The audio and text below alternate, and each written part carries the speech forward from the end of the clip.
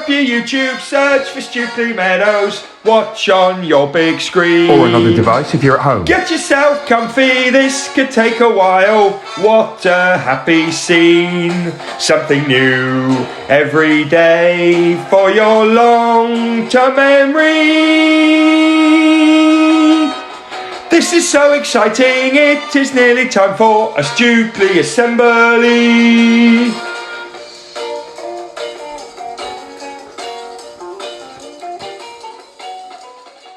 Good morning everyone, and welcome to our Wednesday reading assembly. For each other we, every day we, to improve we, together we will. Every single Stukeley day we focus on. Our Stukeley motto is, our Stukeley curriculum is, our Stukeley plan for home learning is. 4 words will make the magic happen. Yes, they do. It's Wednesday, we're back on reading. You all know the drill. This is what we're going to crack on with today. I'm going to start off though with a bit of an author warm-up. Now, last week, I kid you not, last week I had a few letters, several WhatsApps and an email to say, we loved the retrieval quiz at the start of reading assembly.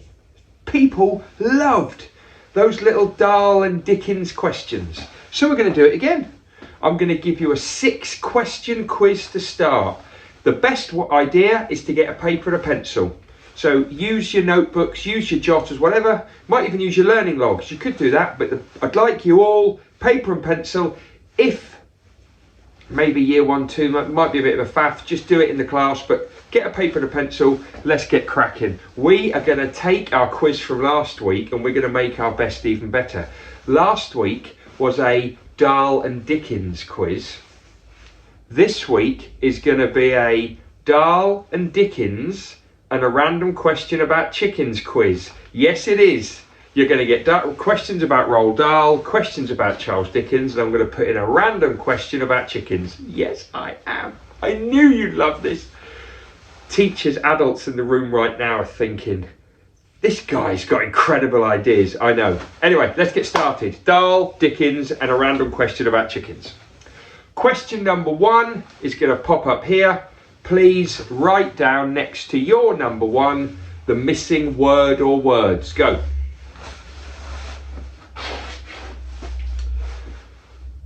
Now it's time. Oh, obviously adults pause after each one. Yep, you know the score. Question number 2. Here we go.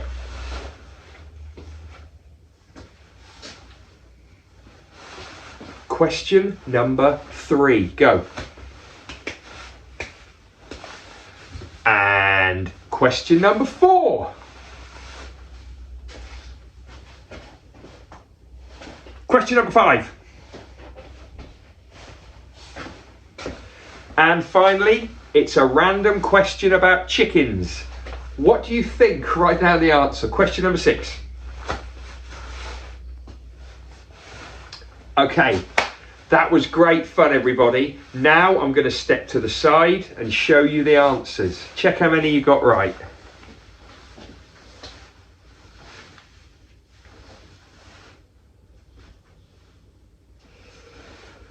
Okay.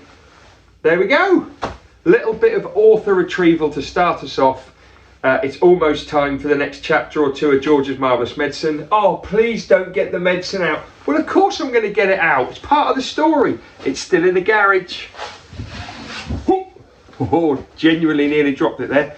I've got no idea how long I'm going to keep this. What I can say is it's beginning to smell worse and worse. Still a bit of liquid in there. See, it's still a bit liquidy. And for those sponge fans out there, sponge is still in there. Right. Oh dear. Right. I'm going to go and grab the book. I'll be back in about 15 minutes.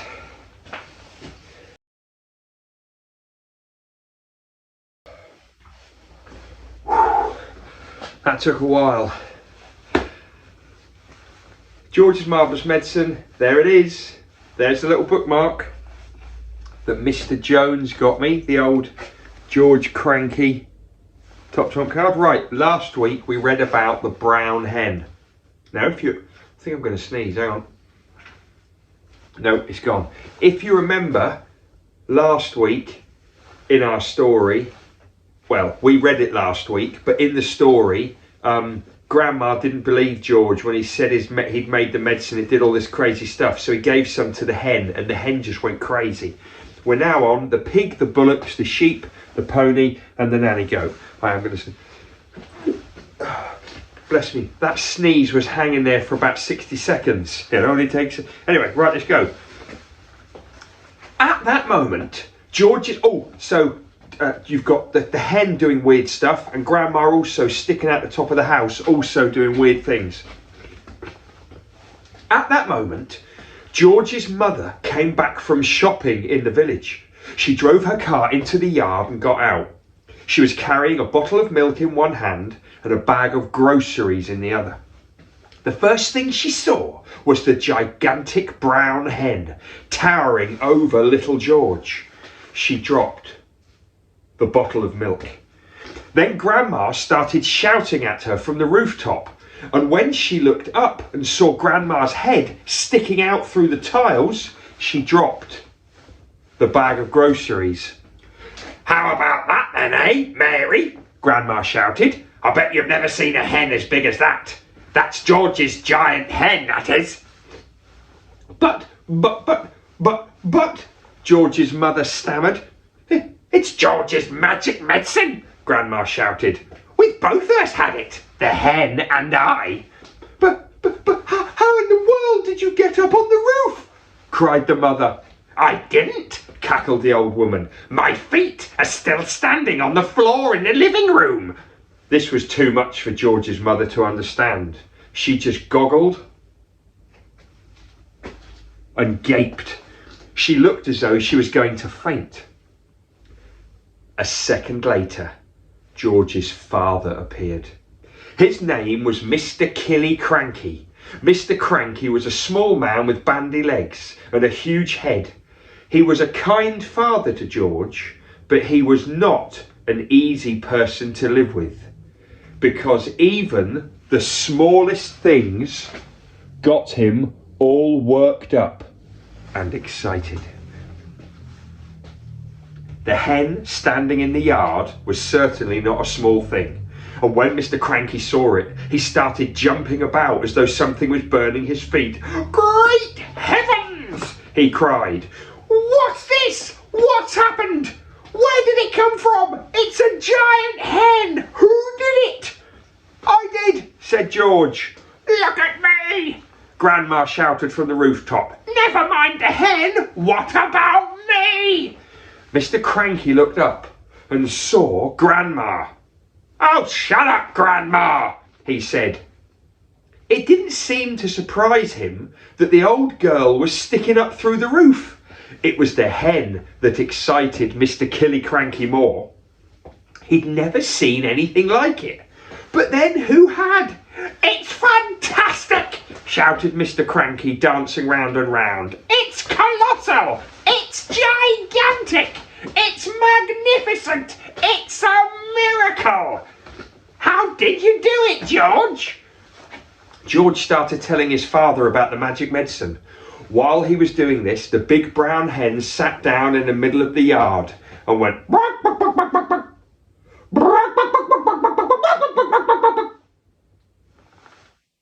Everyone stared at the hen. When it stood up, there was a brown egg lying there. The egg was the size of a football. "That egg would make scrambled eggs for 20 people, Mr. Cranky said. "George," Mr. Cranky shouted, "how much of this medicine have you got?" "Lots," said George. "There's a big saucepan full in the kitchen, and this bowl here's nearly full." "Come with me," Mr. Cranky yelled, grabbing George by the arm. "Bring the medicine. For years and years I've been trying to breed bigger and bigger animals. bigger bulls for beef, bigger pigs for pork, bigger sheep for mutton. They went to the pigsty first.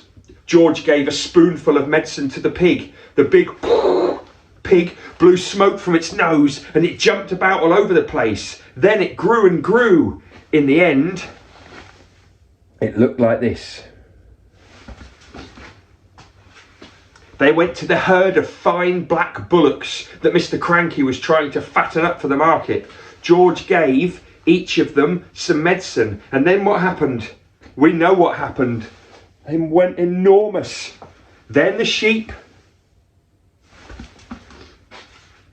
He gave some to his grey pony, Jack Frost. And finally, just for fun, he gave some to Alma, the nanny goat.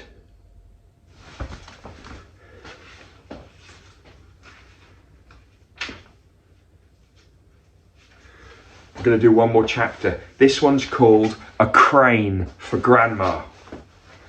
Grandma, from high up on the rooftop, could see everything that was going on, and she didn't like what she saw. She wanted to be the centre of attention. She wanted everybody to look at her, and nobody was taking the slightest notice of her. George and Mr. Cranky were running around getting excited about the enormous animals, and Mrs. Cranky was washing up in the kitchen, and Grandma was stuck out of the rooftop. "Hey you!" she yelled. "George! Get me a cup of tea this minute, you idle little beast." "Don't listen to the old goat," said Mr. Cranky. "She's stuck where she is, and it's a good thing too." But we can't leave her up there, Dad," said George. "What if it rains?" "George," Grandma yelled, "you horrible little boy, you disgusting little worm. Fetch me a cup of tea at once, and a slice of currant cake." "We'll have to get her out, Dad," George said. "She won't give us any peace if we don't." Mrs. Cranky came outside and she agreed with George. "She is my own mother," said Mrs. Cranky. "She's a pain in the neck," said Mr. Cranky. "I don't care," Mrs. Cranky said. "I'm not leaving my own mother sticking up through the roof for the rest of her life." So in the end, Mr. Cranky telephoned the crane company and asked them to send their biggest crane out to the house at once. The crane arrived 1 hour later. It was on wheels and there were 2 men inside it. The crane men climbed up on the roof, put ropes under Grandma's arms, and then she was lifted right up through the roof. In a way, the medicine had done Grandma good. It had not made her any less grumpy or bad-tempered, but it seemed to have cured her aches and pains, and she was suddenly as frisky as a ferret. As soon as the crane had lowered her to the ground, she ran over to George's huge pony, Jack Frost, and jumped on his back. This ancient old hag, who was now as tall as the house, galloped about the farm on the gigantic pony, jumping over trees and sheds and shouting, "Out of my way! Clear the decks! Stand back, all of you, you miserable midgets, or I'll trample you to death!" And she kept saying other silly things like that. But because Grandma was now much too tall to get back into the house, she had to sleep that night in the hay barn with the mice and the rats. Right, we're going to leave it there. Oh, better just put my bookmark in. Oh, we've still got a little way to go. There we go. The next chapter, just to get you excited for next week, is called Mr. Cranky's Great Idea. I love a great idea. Anyway, enjoyed that. Now, the last 3 weeks I've had problems with Cheerboo Song or Silence. I haven't been able to get in the hall because of clubs and Slimming World. Good news is I managed to get in there yesterday. Check out this brand new Cheerboo Song or Silence. Will they get to cheer or will they get to boo? With either one there must not be violence. They may well get a song, but it will not last that long. We really hope they do not get silence. Hello everybody and welcome back to the Cheerboo Song or Silence studio. You'll notice there are some beach balls behind me.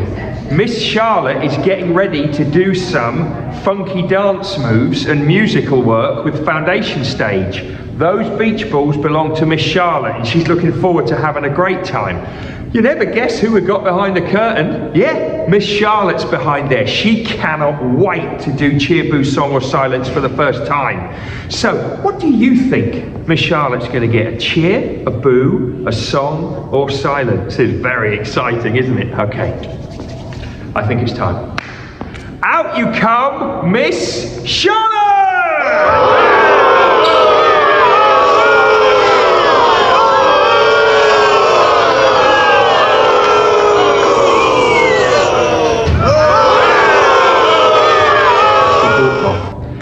Normally she'd dance off. Normally she'd be dancing off, but yeah, she's not in the mood. Wonder how the audience is going to react to that.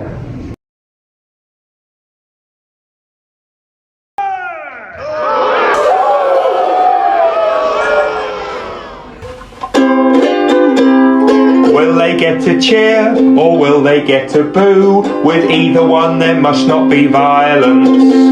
They may well get a song, but it will not last that long. We really hope they do not get silence. I love that. Oh, I loved it. When I saw that Miss Charlotte was in the hall, I hoped more than I've ever hoped before that we'd get a song. Can you imagine her coming out to a song? She would have been loving it, and so would I. But we haven't had a song for ages. We haven't had a cheer for ages. It's not great, is it? Anyway, let's get more next week. Couple of birthday shout outs today. Happy Stukeley birthday to Bryony in Foundation Stage and Isabella in Year 2. Happy birthday, girls. I hope to see your smiling faces around school when I come round and wish you a happy birthday properly. Have a good day with family and friends. And I hope you have lots of happy memories. I'm also going to give a shout out to Mrs. Franklin. Mrs. Franklin, yesterday, on Monday, Mrs. Franklin made a brilliant mistake. What do you mean, brilliant mistake? I'll tell you what I mean. I asked Mrs. Franklin if she could print out the accelerated reader scores. I said, Mrs. Franklin, can you print me out the scores for the last week so I can check to see how people's quizzing's gone on? Anyway, Mrs. Franklin pressed the wrong button. She didn't print out the scores for last week. She printed out the scores for the last year. So here, I've got all the information about every child in school and how many quizzes they've done in the last year. It's brilliant. So, for example, I can tell you that Jacob H in Year 4 has done 149 quizzes in the last year.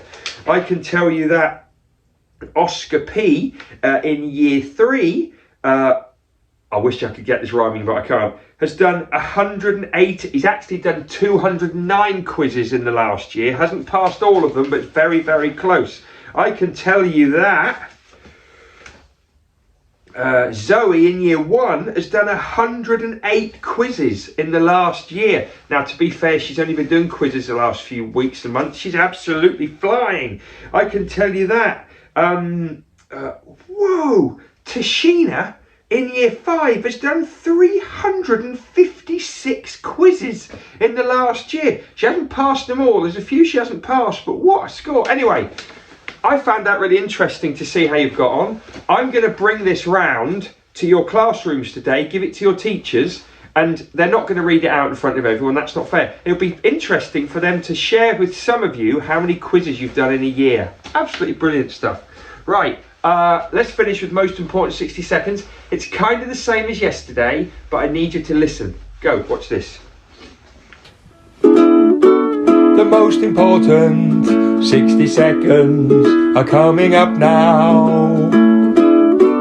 The most important 60 seconds are coming up now.